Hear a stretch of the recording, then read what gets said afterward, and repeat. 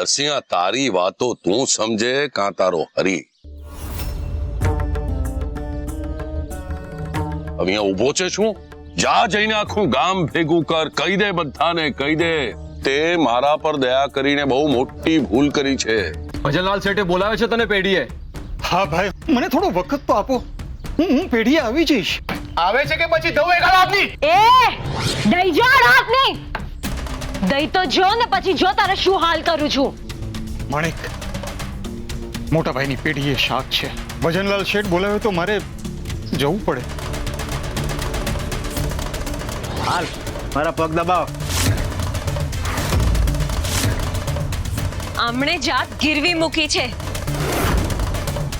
એ આવા કામ નહીં કરે. તો જા ઢોકળા લઈ આવ અને છૂટો કર આને.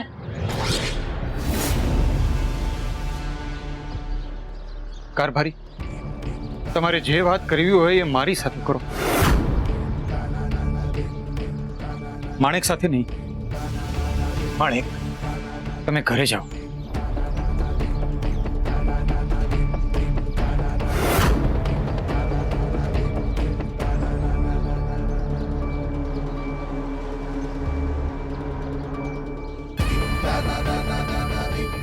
અલે બહુ થયું, મારા જોડા કાઢ અને પગ દબાવ.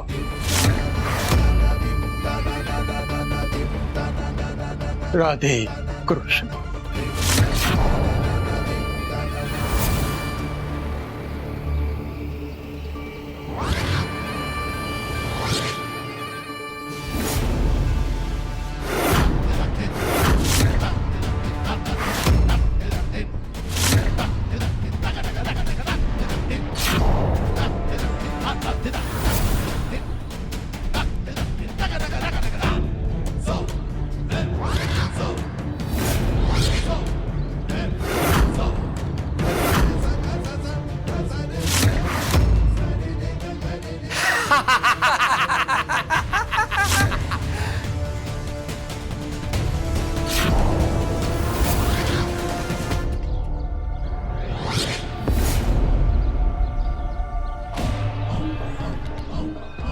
હું તમારા હાથ જોડું છું, આવા કામ નહીં કરો. માણેક, મેં તમને કહ્યું ને, તમે જાઓ.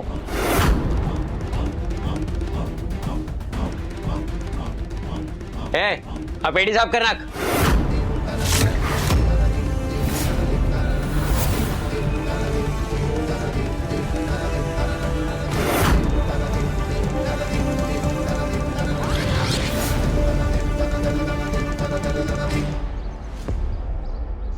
માણેક, તમે મારી વાત નહીં માનો.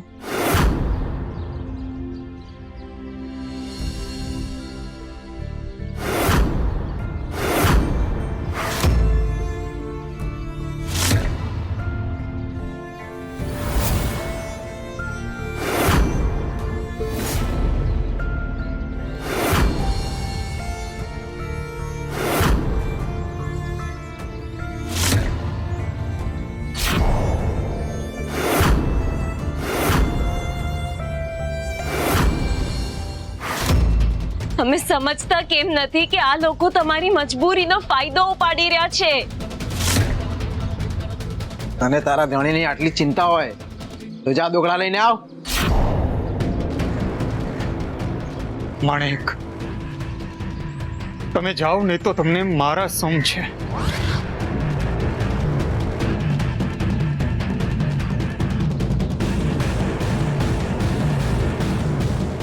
નરસિંહ, હવે આ પગ.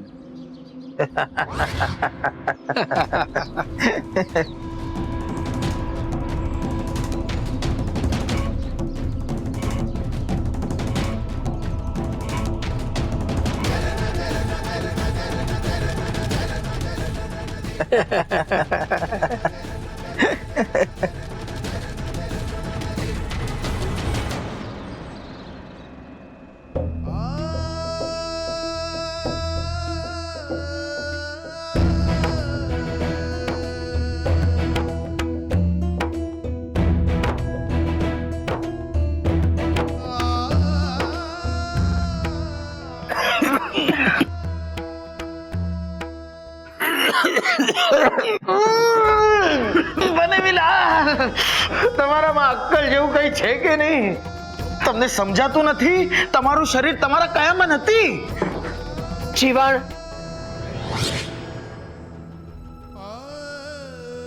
ના બેના, હું કઈ ખીજાતો નથી. હું એમને સમજાવું છું કે એમનું શરીર એમના કાબુમાં નથી, તો અમને કામ કરવા દો. એમને કઈક જાણી જોઈને નથી કર્યું.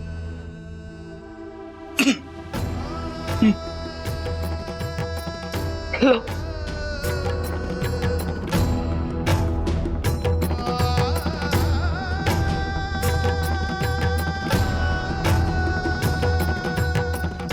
તમે દુખી ના થશો. તમારી ઝવેર છે ને તમારી સેવા કરવા માટે. હું રાત દિવસ તમારી સેવા કરીશ.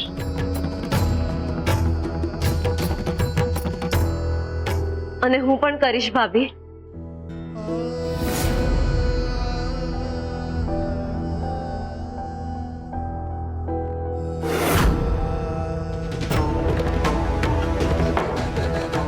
તને ના પાડી છે ને આ ઓરડામાં આવવાની? ચાલ નીકળ અહીંયાથી. આવી મોટી સેવા કરવા વાળી નીકળ.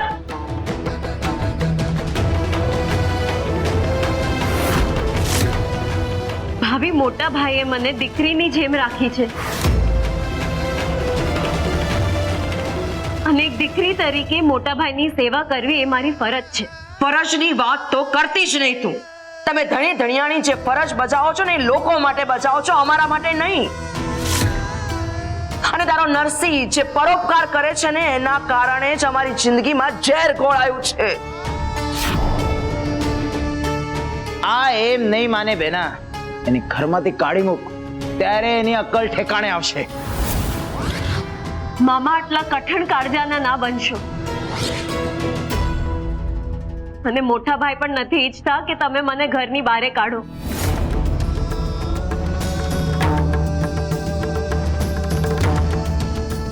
હવે આ ઘરમાં એમનું નહીં, મારી બેનાનું રાજ ચાલશે. બેના, કાઢ ને બહાર. ચાલ ચાલ નીકળ અહીંયાથી. ભાભી, એક વાર કહ્યું ને નીકળ. ચાલ નીકળ અહીંયાથી.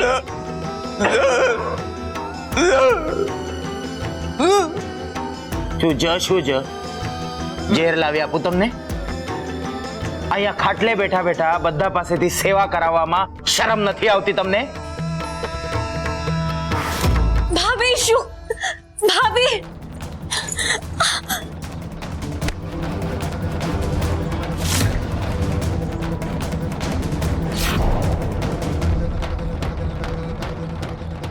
ખબરદાર જો તે અને નરસિંહે મારા ઘરમાં પગ પણ મૂક્યો છે તો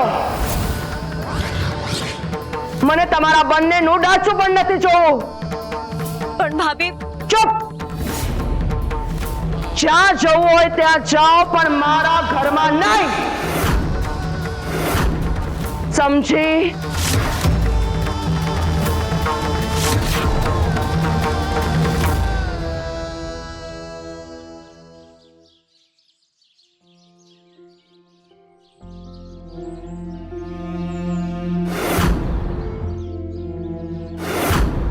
ખબરદાર જો તે અને નરસિંહે મારા ઘરમાં પગ પણ મૂક્યો છે તો જ્યાં જવું હોય ત્યાં જાઓ, પણ મારા ઘરમાં નહીં.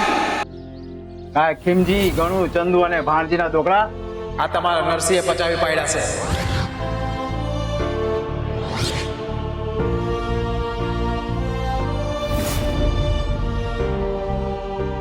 હરિયા, કેવી પરીક્ષા લઈ રહ્યા છો તમે?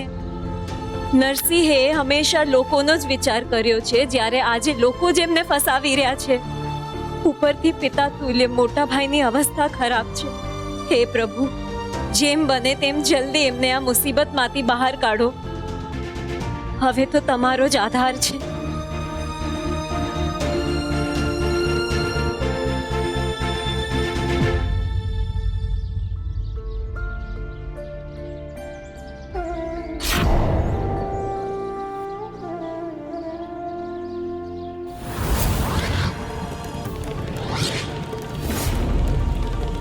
તમે રઘુનાથ, આ તારી પેઢીએથી દોકડા લઈ ગયો હતો ને, એ રઘુનાથ, ભગવાન કરે આ દોકડાથી તમારી બધી જ મુશ્કેલીઓ દૂર થઈ જાય. મારા દુઃખ ઓછા કરવા માટે તમે પોતે દુઃખ વેઠવા તૈયાર થયા છો. યાદ આવ્યું? આવે જ ને. મને લાગે છે મને આ વેશમાં જોઈને તને બહુ ઊંડો આઘાત લાગ્યો છે. હા, પહેલા જોયેલી વ્યક્તિને અલગ જ રૂપમાં જુઓ તો ક્ષણિક આઘાત તો લાગે, પણ આઘાત કરતા વધારે આનંદ થઈ રહ્યો છે. તમારું આ રૂપ જોઈને સમજાઈ ગયું કે તમારા દુઃખના દિવસો જતા રહ્યા. હરિની કૃપા થઈ.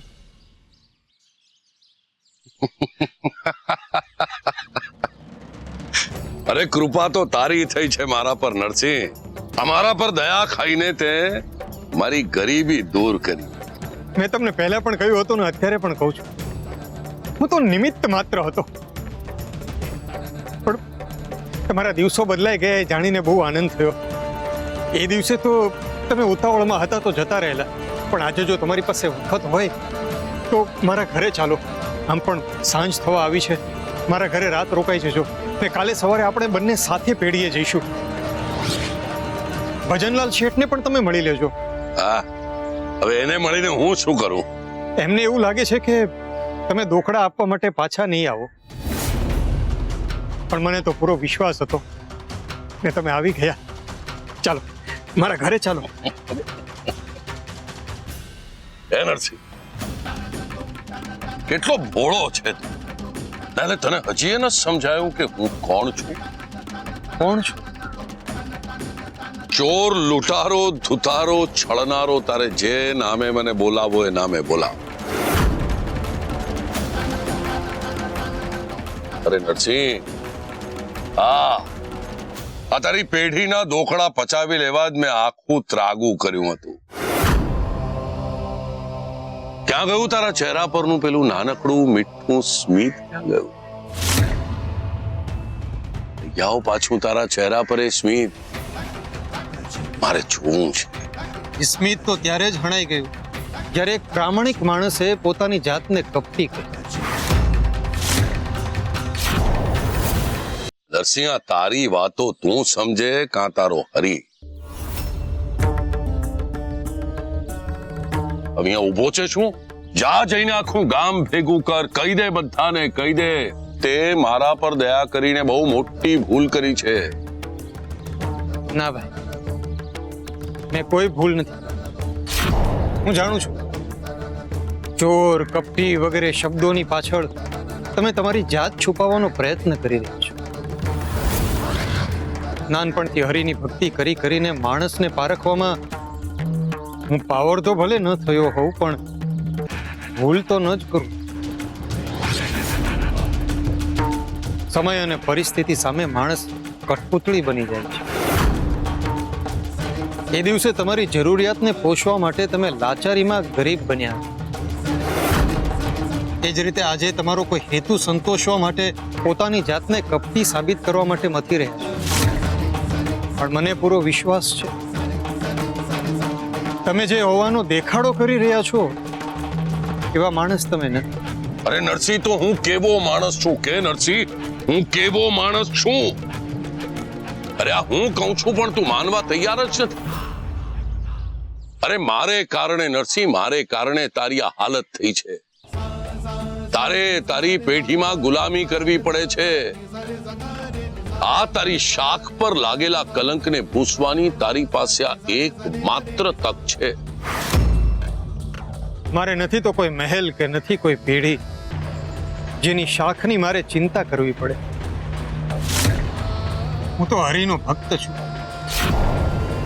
મારે તો મારી ભક્તિ પર કોઈ કલંક ન લાગે એની ચિંતા કરવાની હોય. હશે મારા હરિના ચોપડે જેવું લખાયું હશે એવું થશે.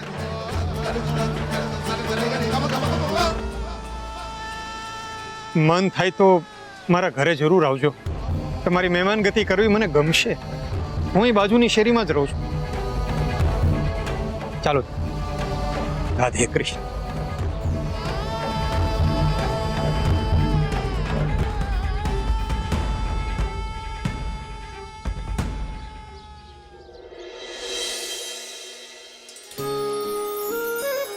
ભક્ત મારો, પરીક્ષા મારા ભક્તની, અને ચિંતિત સ્વયં રાધારાણી. આવું કેમ? કાન્હા, આ ત્રિકમદાસ તો નરસિંહને ફસાવી રહ્યો છે. મને એમ હતું કે એ નરસિંહને મળ્યા પછી, એને જાણ્યા પછી, કારભારીઓની અરાજકતા જોયા પછી એ નરસિંહને મદદ કરશે. પણ અહીંયા તો વિપરીત થઈ રહ્યું છે. શું દરેક વખતે ઈશ્વરે જ મદદ કરવી પડશે? નરસિંહ જેવા વ્યક્તિને બીજા મનુષ્ય મદદ નહીં કરે? તમને તમારા પ્રશ્નનો ઉત્તર બહુ જલ્દી મળી જશે. રહી વાત મનુષ્યની, તો મનુષ્ય અનેક ચહેરાઓ લઈને ફરતો હોય છે. એ વ્યક્તિ પ્રમાણે ચહેરા બદલે છે, સ્વભાવ બદલે છે. ઘણીવાર એવું પણ થાય કે એનો મૂળ ચહેરો ઓળખવામાં મનુષ્યથી ભૂલ થઈ જાય. પણ જેનું મન નરસિંહ જેવું પવિત્ર છે, એ મૂળ ચહેરાનો સંકેત મેળવી શકે છે. પણ નરસિંહ ત્રિકમદાસની ચાલને જાણીને પણ અજાણ બને છે. એને રોકો કાન્હા, કાન્હા એને રોકો. તમે ભૂલી ગયા હશો રાધે, પણ હું તમને આપેલો વચન નથી ભૂલ્યો. હું નરસિંહની કોઈ મદદ નથી કરવાનો. એ જ તમારી કસોટી છે ને, બરાબર? અને તમે મને કીધું હતું કે નરસિંહ સ્વયં પ્રતિકાર કરતા ના શીખે તો આખું આયુષ્ય કેવી રીતે કાઢશે. જોઈએ આ મુસીબતમાંથી નરસિંહ કેવી રીતે બહાર આવશે.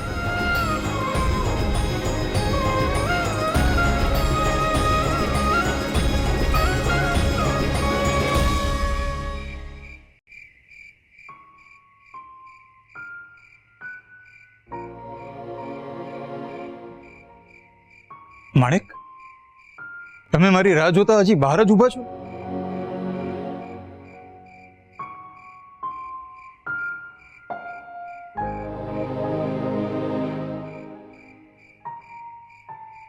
મોટા ભાઈને કેમ છે?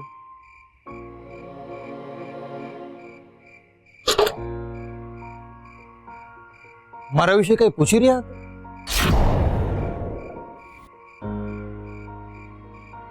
માણેક, આજે હું મોટા ભાઈના ઓરડામાં જ સૂઈ જઈશ. ભાભીમાં બિચારા એમની સેવા કરીને થાકી ગયા હશે.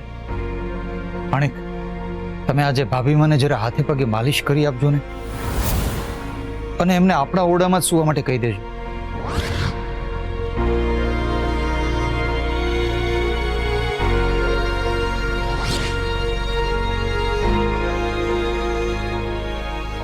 એટલે આપણને તો આપણા ઓરડામાં જવા મળે. એટલે હું કંઈ સમજ્યો નહીં. ભાભી માએ આપણને ઘરની બહાર કાઢી મૂક્યા.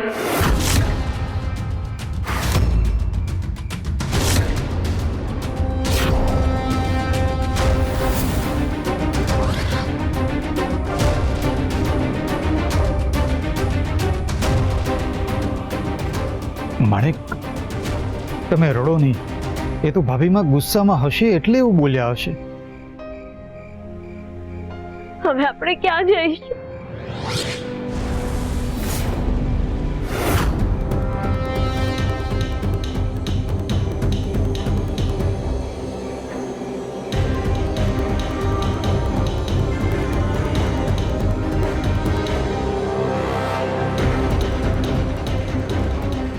તમે કંઈ જમ્યા? હું જમવાની કંઈક વ્યવસ્થા કરીને આવું છું.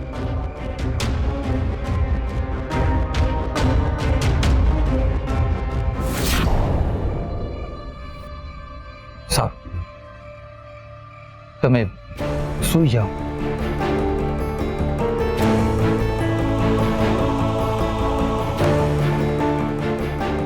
હે પ્રભુ, મેં કરેલા કર્મોની સજા માણેકને મળી રહી છે. મારા લીધે એને દુઃખ સહન કરવા પડી રહ્યા છે. પણ મને મારા હરિ ઉપર વિશ્વાસ છે. અત્યારે એ મારી કસોટી લઈ રહ્યા છે. બસ આમાંથી મારે હેમ ખેમ પાર પડવાનું છે. રહી વાત રઘુનાથભાઈની, તો એમની કોઈક મજબૂરી હશે એટલે આવું વર્તન કરી રહ્યા છે. બાકી મારું મન કહે છે કે રઘુનાથભાઈ કપટી નથી. રઘુનાથભાઈએ મારી પાસેથી ઉછીના દોકડા લીધા, અને ભાણજી, ખીમજી, ચંદુ અને ગણુએ મને દોકડા પાછા ચૂકવ્યા. આ બંને ઘટના એક જ દિવસે ઘટી છે.